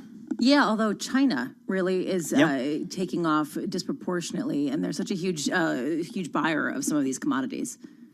Right now, let's get the latest world and national news. We can do that with Denise Pellegrini in the Bloomberg 1130 newsroom. Hey, Paul, thank you. Well, daily COVID cases in New York have now spiked to an all-time high, but even so, Governor Cuomo, he's pushing back against the possibility of another shutdown. I do not believe that we are destined to have a shutdown. There is no destiny here. Destiny is what we make it. The future is what we make it. It is totally in our control, and a shutdown is totally avoidable. Totally. Talks on Capitol Hill over COVID relief expected to stretch into the weekend. Now, New Jersey Governor Phil Murphy pleading with Congress to get something done.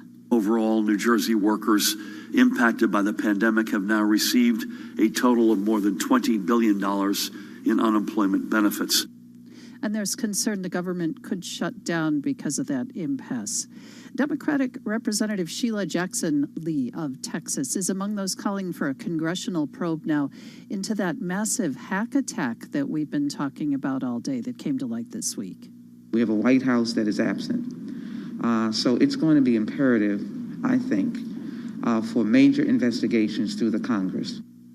And the hackers managed to breach U.S. government computer networks in multiple agencies, including Departments of State, Commerce, Energy, and Treasury, by manipulating software commonly used in government and private industry. Global News 24 hours a day on air and on Bloomberg Quick Take, powered by more than 2,700 journalists and analysts. I'm Denise Pellegrini. This is Bloomberg.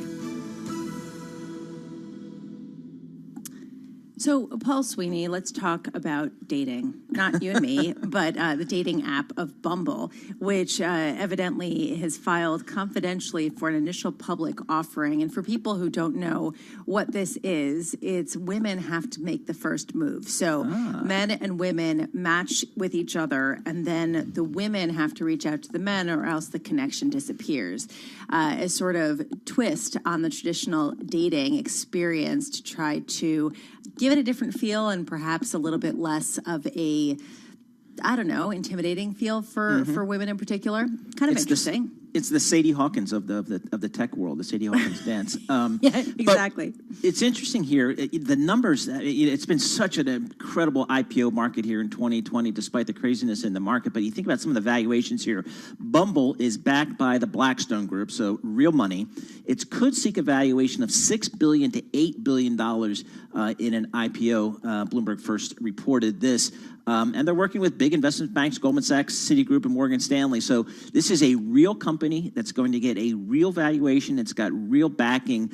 And, it just continues the list of some of these IPOs that we've seen so far. We just, this past week was, DoorDash and Airbnb, and we had obviously the beginning of the year with the Ubers and the Lyfts and things like that. It's been a banner year for the investment bankers that bring companies public. Yeah, and it raises a question about the valuations in the business model going forward in terms of, how fleeting some of these technologies and some of these apps are, right? I mean, in terms of if one is popular and not the other, whether it's Match or eHarmony, and then they go out of favor with different age groups, whether it can have the same kind of public company model as others, or perhaps this is the new world, this is the new reality, and what the kids are doing, and they'll get a certain critical mass. Yeah, I know. Occasionally I'll read the wedding section in the New York Times, and I'm just shocked at how many people get married and they met on Tinder or eHarmony or Bumble or things like that. I love the wedding pages, by the way. For more, check it out. This is Bloomberg.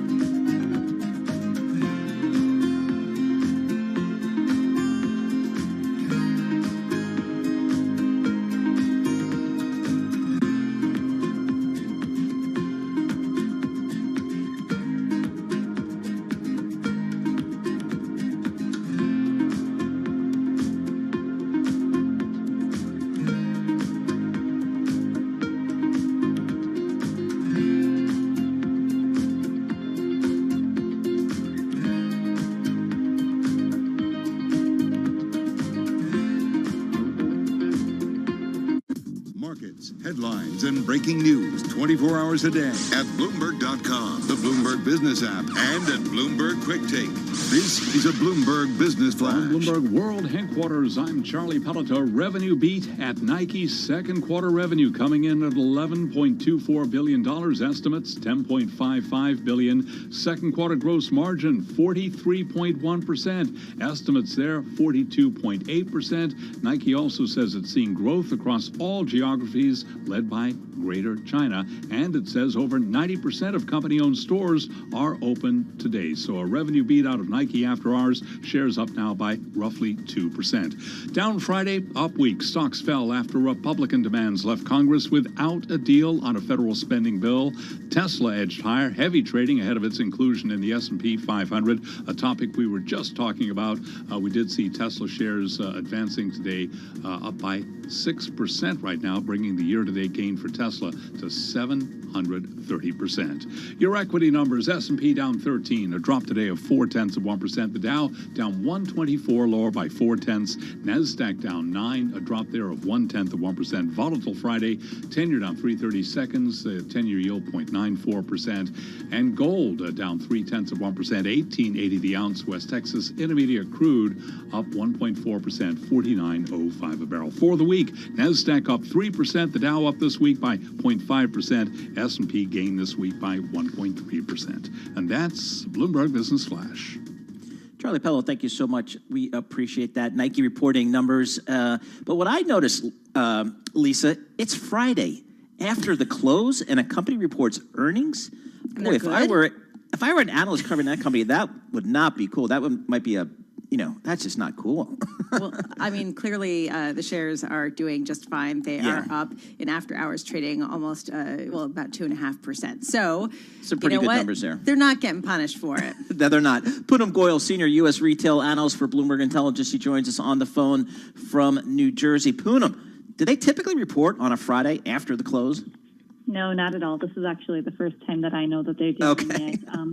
And it's okay, we're all home, so we have no downgraded. Exactly. So what's your takeaway here? The numbers seem pretty good. The numbers are great on every single front. Revenues were much stronger than expected, up 9% or 7% on a constant currency basis. Their direct revenues were up 32%, and e-commerce up once again more than 80%, 84% in the quarter. What was the most encouraging for me to see in this quarterly release was the inventory levels. Their inventories were up 15% at the end of their fiscal first quarter, and now they're down 2%, which really positions them pretty nicely for the holiday season to be able to go ahead and start to show some gross margin improvement, as gross margins did fall in the second quarter, which was expected. But now that inventories are better aligned, we think that will help them going forward. Poonam, I'm looking right now at direct sales, and they're up 32% in the second quarter, $4.3 billion. And I'm wondering whether they're getting enough of a critical mass that they can intermediate some of these stores that have been their main distributors in the past. Is that something that you think will hold and will give them a pretty big tailwind going forward? Yeah, I think their stores definitely will still be a tailwind. If you think about how Nike has their physical stores, they're very well, they do a great job into digitally integrating them. And that's what they're focused on. So even though direct sales were up 30%, what we really thought drove that is that 84% increase in e-commerce. And that's driven by their app and e-commerce and their mobile phones. I mean, everything really.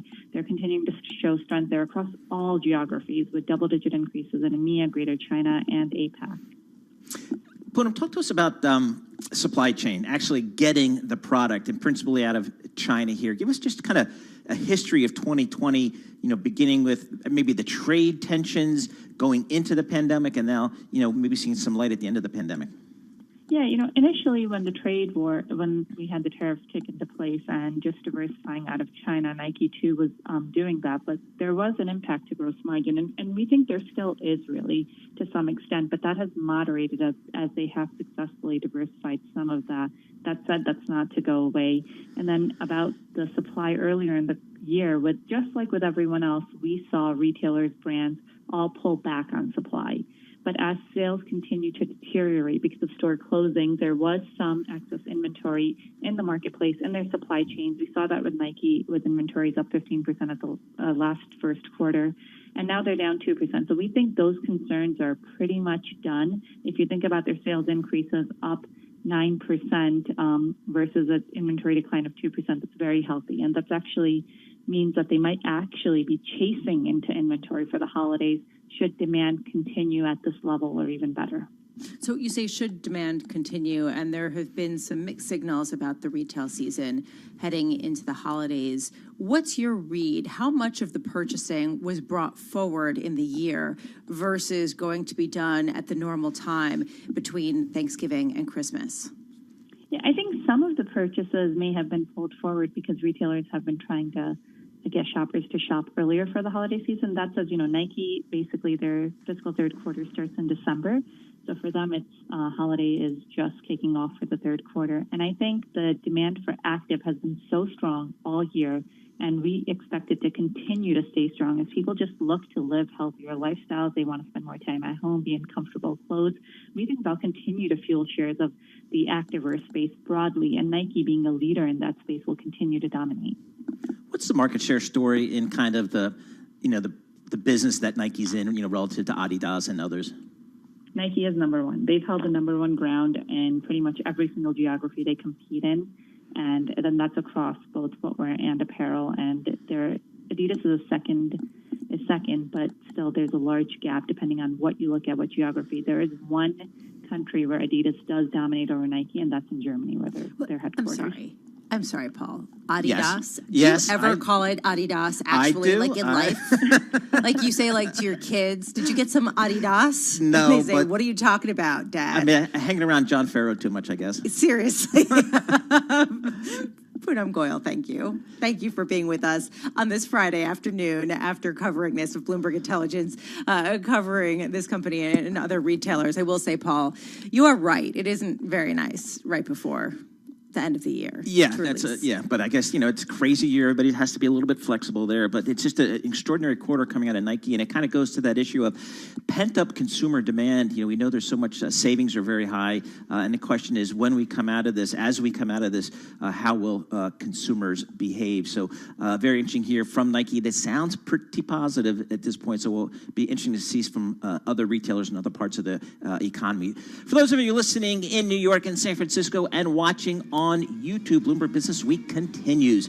If you're listening on a Bloomberg 99.1 in Washington, D.C., Sound On is next.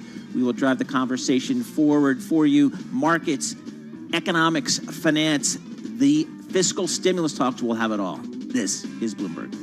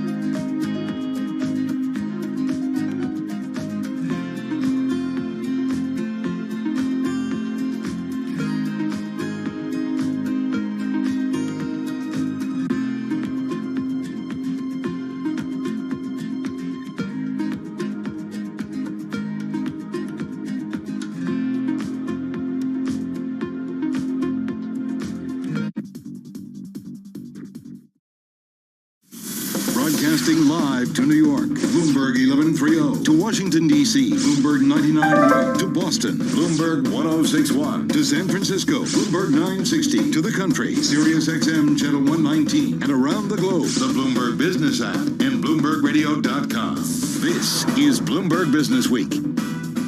Coming up, a headline just crossing the Bloomberg terminal. Fed lets banks restart stock buybacks following stress tests. We're going to look at that in detail with a Bloomberg finance reporter, get the latest on the big banks. But first, let's go to Charlie Pellet for a Bloomberg Business Flash. Charlie. Well, I thank you very much. And here's what's going on. We've got the Dow, the S&P, NASDAQ all declining today. But as you correctly pointed out, there are a number of headlines breaking after the close of trading today. President Trump signing a bill restricting Chinese firms from listing in the United States. And, of course, the headline that Paul mentioned, Fed letting banks restart stock buybacks following their stress tests. Keeping an eye on Nike shares after hours. Second quarter revenue, $11.24 billion. Estimates, $10.55 billion. A beat there. We've got Nike on a Friday afternoon after the close, advancing now by 3.7%. Down Friday, winning week, stocks fell after Republican demands left Congress without a deal on a federal spending bill. The S&P 500 index down 11, a drop of 0.4%. The Dow down 124, lower by 0.4, and NASDAQ lower by 9, a drop today of just about 0.1%. 10-year down 4/30 seconds, 10-year yield 0.94%. Lisa Shallot is Chief Investment Officer for Wealth Management at Morgan Stanley.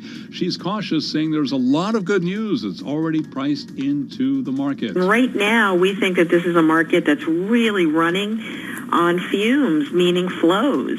It's running on cash chasing and coming in off the sidelines, and all the hedge fund managers unwinding their shorts before the end of the year. And, you know, those are the kind of things that can just stop on a dime when the money runs out.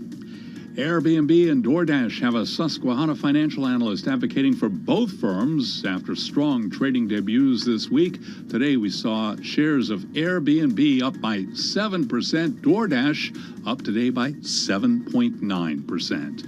The 10-year, as I mentioned, 0.94% this Friday. Gold down 0.3%, $18.80 the ounce. West Texas Intermediate crude up 1.5%, $49.06 a barrel. Again, recapping Nike, a beat there. Nike shares surging 4.7%. I'm Charlie Pellet. That is a Bloomberg Business Flash. Charlie Pellet, thank you so much. As Charlie was just reporting, the Federal Reserve released the results of their stress test just moments ago, and I guess the headline is that the Fed is going to let banks restart stock buybacks. It's good for shareholders of the big banks. Let's check in on that story with Yalman Onaran, senior finance writer for Bloomberg News, joining us on the phone from the great state of New Jersey. Yalman, what were some of your key takeaways here? Again, the buybacks, that's big. It is. It's really big. And, you know, all the analysts were really expecting the restrictions that were set at the height of the pandemic to continue, because the pandemic is back again with a vengeance. Instead, the Fed relaxed those restrictions. They didn't completely lift them. They're not 100% free to do whatever they want with their excess capital, which has been building in the last few years. You know, they still have to make sure that they have all the money they're distributing is as big as their what the profit they've made in the last 4 quarters. But that's still big. I mean, share buybacks is billions of dollars because the banks have been making good money in the last few quarters despite the pandemic. So it's going to be wonderful for them. So, Yalman, I'm looking right now at the aftermarket trading. Citigroup shares up 2.4%. JP Morgan shares initially were popping around in aftermarket trading, but also higher by a similar amount, 2.4%. Is this just sort of on the margins going to give a boost, or is this a material change that you expect to have legs over a longer series of trading sessions? It should be pretty big because, as I was saying, investors and analysts were really not expecting any relaxation. They thought that the ban on buybacks would continue for 1 or 2 more quarters. I mean, it was going to be lifted eventually. Everybody knew that, but not yet. So this coming so soon, it's good news. It'll probably price in pretty fast. But then again, as I said, 2 more quarters and the investors were thinking that the banks would allow to be buying back shares. So it's just happening earlier than everybody expected. That's good for the short term. In the long run, all the news that are negative for banks, which is still the uncertainty of this pandemic, when are we really going to get out of it, and how is the economy going to recover? Those aren't changing, of course. Yaman, what are the restrictions, if any, by the Fed on the banks as it relates to dividends? So they're really, the cap continues. In other words, when they started the first restrictions in June with the first stress test of the year, the Fed said you cannot increase your dividends beyond what they are, and also came up with a formula that they couldn't exceed net income in the last 4 quarters. Now that continues. In other words, dividends cannot go up, but buybacks can come in. And for U.S. banks, buybacks are really the most important way to return cash to shareholders. In Europe and Asia, they do use dividends to really return cash. In the U.S., we use more buybacks than dividends. Dividends are usually 1/3 of the payout. So dividend cap continues, but buybacks come in, and all together, the two of them, still you have to be you cannot exceed your average income for the last 4 quarters. So there's still a cap, and there's still more excess capital that they could return if they had no caps, but it's much looser than it was in June. How politically fraught is this decision by the Fed? It's going to come under political fire, I'm sure, because even when they did a much tighter restriction in June, there was still a political backlash saying, why are you letting banks return all this capital to shareholders in the middle of a pandemic that we don't know when it's going to end, how bad our economy is going to be, and how much loan losses we're going to get. So there's going to be further backlash from Democratic lawmakers, from former regulators, perhaps even the incoming regulators or government officials from the new administration. That's possible because this is pretty loose, and this is a very politically charged subject all the time. And the Fed kept saying, the Fed officials were saying that the banks look pretty good despite all the losses that they estimate in a really bad hypothetical scenario. But there will be political backlash. Yaman Onaran, thank you so much for joining us. We appreciate that. Yaman Onaran, senior finance writer for Bloomberg News, joining us on the phone from New Jersey. I'm a little surprised, Lisa, given we still have some tough months ahead of us, that they chose to kind of lighten up a little bit on the regulatory as it relates to cash for the big banks. Yeah, although realistically, I mean, their balance sheets have been fortresses. They've done really well. Yeah. It's been an incredibly profitable year for banks. So, I mean, from that argument, you could see why they came out the way they did. Yeah, and as we came into the pandemic, we were told, by the banks and by the analysts that the balance sheets were much better positioned than they were going into the financial crisis of a decade ago. Right now, let's check in on the latest world and national news. We can do that with Denise Pellegrini in the Bloomberg 1130 newsroom. Denise. Hey, Paul, thank you. Well, members of Congress are working this hour to avert a midnight government shutdown deadline, as well as maybe eventually pass an almost $1 trillion COVID-19 economic relief package. Senate Majority Leader Mitch McConnell says they'll be working through the weekend to make it happen, and Deputy Press Secretary Brian Morgenstern indicating to reporters today that President Trump is amenable to signing whatever the Senate agrees to. But the bottom line is the president supports getting money to families, getting money to small businesses, getting schools open, and making sure that these vaccines are delivered seamlessly. And COVID-19 vaccines today in Washington. President-elect Joe Biden and Dr. Jill Biden will receive their vaccines Monday in Delaware, according to incoming Press Secretary Jen Psaki. We want to make sure we are not creating chaos around where he'll be getting it done, but he will be doing it in public, which is important to us, as he stated many times, to send a clear message to the public that it is safe. And COVID-19 cases hitting a record high in the New York area in the latest 24-hour period in New York State. Hospitalizations, though, lower than in the spring, as you guys were just reporting. And Dr. Ian van Lesbader, clinical professor of medicine at NYU Langone, tells us here on Bloomberg Business Week, there's just a much wider range of treatments available in the tri-state area now. If patients are comfortable, they're often just observed closely. They're not put on breathing machines. And there was a certain risk and morbidity associated with that. There's also a much lower threshold to start steroids early. We've learned about that. Global News 24 hours a day. I'm Denise Pellegrini, and this is Bloomberg. Denise, thank you. That was interesting article on the terminal, Lisa, one of the most read of the days. We've been talking about Tesla. The good news for Tesla and its shareholders, it is going into the S&P 500, but that could be bad news for shareholders of some other stocks in the index, at least temporarily. Presumably, index fund managers have to sell some shares of other names to make room for Tesla. So at least in the near term, you could have some volatility in some of the stocks that are in the S&P 500 index. That's the near-term story. I am actually curious about the longer-term story, this idea about Tesla being so volatile. It's returned almost 700% so far this year. I mean, it's just this astronomical, mind-boggling number.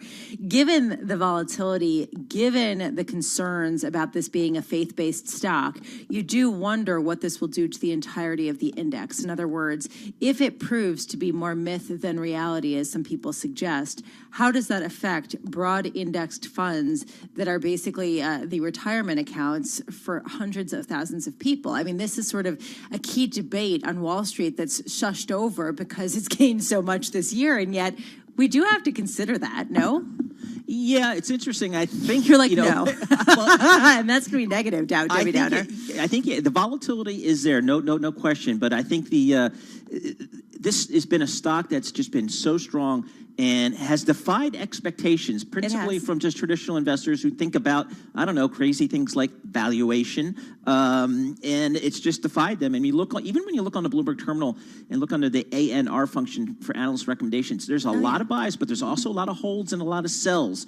So there's a lot of, a lot of people have very strong opinions on this name, and I think that lends itself to volatility in trading, and that may, as you suggest, and as some others suggest, may make the S&P 500 index a little more volatile. Well, you would think, right? I mean, it's an unusual stock to be considered one of the benchmark ones, given the incredible disagreements over Tesla. Elon Musk winning, putting all those bears to shame. This is Bloomberg.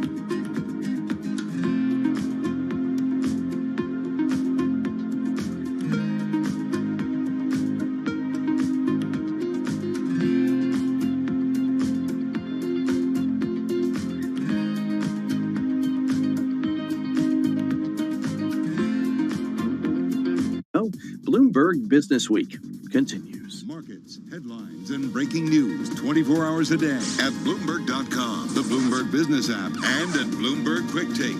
This is a Bloomberg Business Flash. From Bloomberg World Headquarters, I'm Charlie Pellet. The Federal Reserve has given Wall Street banks the green light to resume billions of dollars worth of stock buybacks, noting that the industry has held up well during the coronavirus pandemic. And a headline from the Bloomberg Professional Service moments ago, JP Morgan saying it will buy back $30 billion in stock. It will maintain the dividend. BuzzFeed is weighing going public via SPAC amid a digital deal frenzy. That, according to Dow Jones.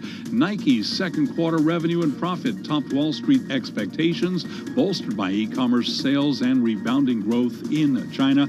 Looking at shares of Nike, they're up now, getting a bounce up by 4.2%. Stocks lower, S&P down 13, a drop today of just about 0.3%. Dow Industrials down 124, lower by 0.4%. Nasdaq fell 9 points, a drop of just about 0.1%. 10-year down 3/32, 10-year yield 0.94%, and gold down 0.3%, $18.80 the ounce. Crude West Texas Intermediate up 1.4%, $49.04 a barrel. Stocks fell after Republican demands left Congress without a deal on a federal spending bill. I'm Charlie Pellet. That is a Bloomberg Business Flash. Charlie Pellet, thank you so much. We appreciate that. Well, this pandemic has really disrupted consumer behavior in so many ways. In terms of our leisure time, how we spend our leisure time. When was the last time we went to the movie theater or to a Broadway show or even to a comedy club? What's and that? Our next guest has some really cool experience with the world of comedy and bringing comedy back to consumers. Jill Bork, co-founder and chief executive officer of RushTix, joins us on the phone from San Francisco. Jill, thanks so much for joining us here. It's really interesting here. Tell us a little bit about what RushTix is and what you're trying to do in the world of stand-up comedy and live comedy. Yeah, so we are a ticketed live streaming platform specializing in large-scale comedy shows. So while you can't go to venues all over the country, you can go see live comedy, interactive with chat and real audience participation at RushTix. Some of our shows have over 5,000 participants. They're big fun. Jill, do you get the sense that things are going to stay in some sort of hybrid reality between online and in person, or do you think that things will go back to the way they were before?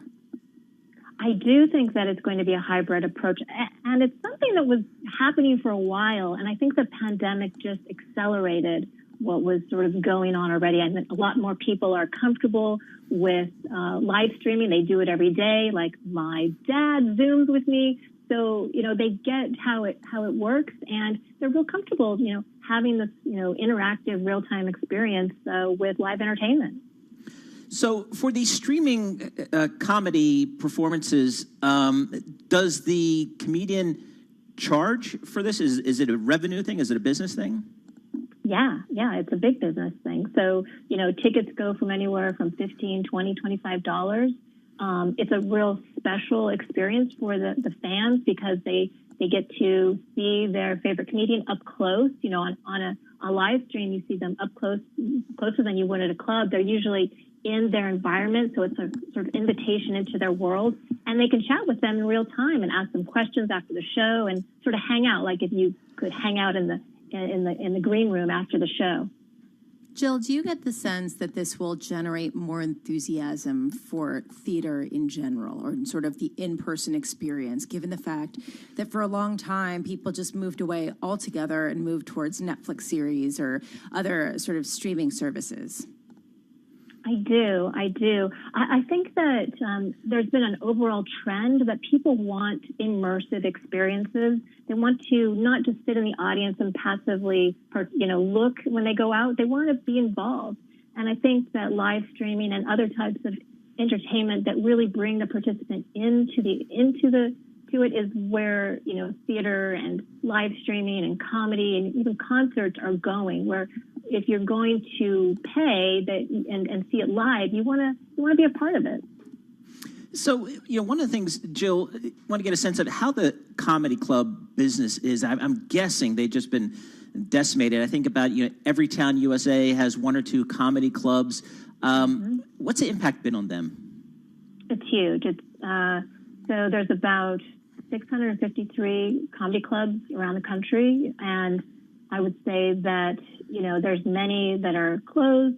Some have pivoted a little bit and are doing live streaming and trying to make their way. But I think all live venues right now are suffering, and there's some organizations that are trying to sort of keep things afloat.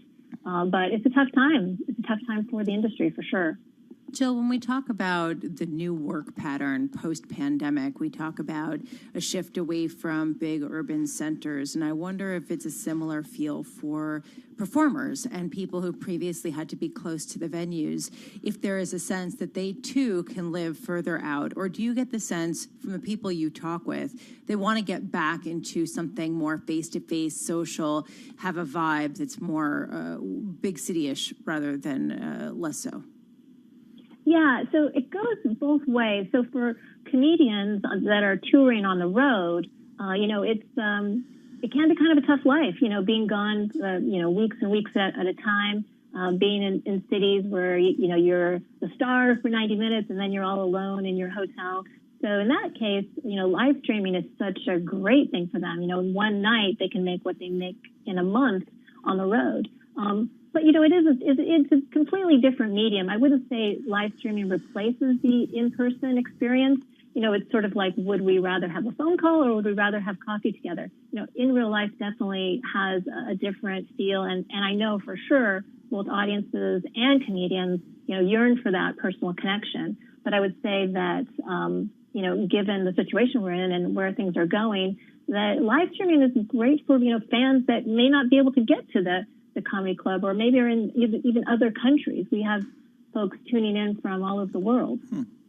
So, Jill, how was the comedy business, the live comedy business before the pandemic? I know that the concert business was very, very strong. How was the comedy business pre-pandemic, and kind of how do you think it's going to recover post-pandemic? So pre-pandemic, it was strong. It was growing about 6% year over year.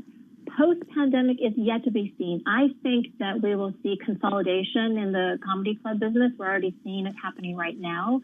It was a very fragmented business with very large players and then small players and nothing in between. I think you'll start to see some comedy clubs be acquired by other independent ones and create sort of these mid-region level franchises. So consolidation to sort of survive the pandemic. And then I think it will bounce back. I think that this is something that's it's like American art form. People love it. There's nothing quite like it. So I think it will come back for sure. And people need to laugh, especially Yes. right now. Jill Great Bork, Chief Executive Officer of Rush Ticks, thank you so much for being with us. It really has been amazing to see the innovation, Paul. Yeah. In frankly, every industry across the board to try to bring people together and maintain some sort of presence in such a sort of fractured time. We're all at home. Yeah, it's interesting. You don't think, when you think about live entertainment, you don't necessarily think about the comedy business, but for every Jerry Seinfeld selling out Madison Square Garden, there's hundreds of, much lesser known names toiling in all these small and mid-sized markets around the country on the road all the time. That's their revenue. They don't have, music sales or really any other revenue stream. That is it. And it's a tough life. If you can do a stream, that might be interesting for a lot of those folks. Yeah, although it must be a thrill. I've got to say, I love comedy clubs, and that's something that I would do pre-pandemic. Do you want to just bring you this after that headline with J.P. Morgan with the idea of them having, $30 billion of buybacks? You're seeing those shares really pop up. You're seeing them up now 4.5%. Interesting. So, yeah, I think we're going to see that from more of the banks, Lisa, as some of the restrictions begin to be lifted. We'll have more coming up. This is Bloomberg.